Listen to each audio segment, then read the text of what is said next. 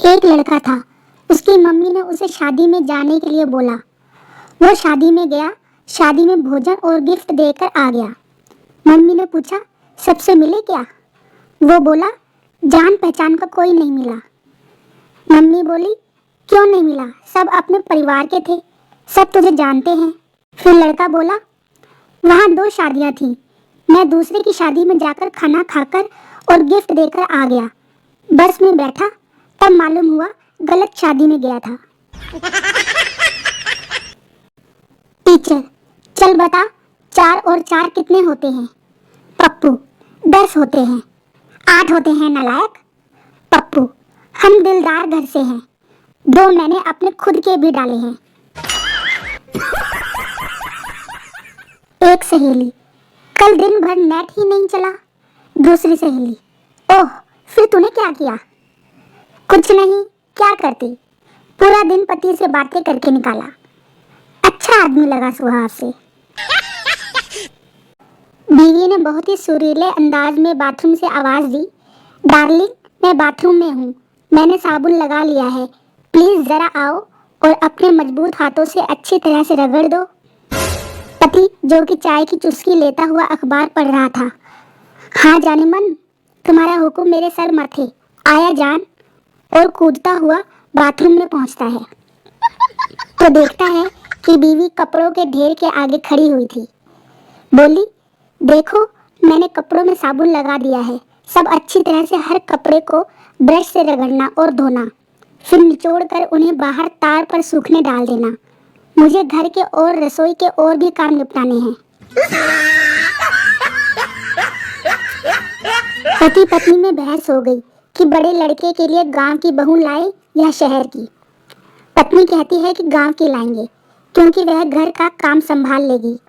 पति कहता है कि वे गंवार होती हैं, उन्हें शहर के तौर तरीके नहीं आते। आखिर पत्नी की जिद पर एक गांव पहुंचे। पति ने कहा, बेटी, जरा मैंगो शेक लाओ। लड़की हाँ में सिर हिलाकर रसोई घर में आ गई। 4 आम लिए, तवे पर सेका, मसाला डाला और प्लेट में मैंगो सेक कर ले आई। पति पत्नी इस मैंगो शेक को देखते ही रह गए। अब पति के कहने पर शहर में लड़की देखने गए। पत्नी ने नई बहू की परीक्षा लेने के लिए बोली, बेटी, जरा पापड़ सेक लाओ। लड़की किचन में गई, 4 पापड़ लिए, मिक्सर में डाले, पानी मिलाया और गिलास में भरकर ले आई और बोली, ये लीजिए पापड़ शेक। दोस्तों, 50 साल का लड़का अभी भी कुंवारा ही है, कोई नजर में हो तो बताना। कृपया ध्यान दें, पत्नी को बस में बैठाकर ही आप कह सकते हैं कि पत्नी बस में है, वरना बाकी तो कोई उपाय नहीं है।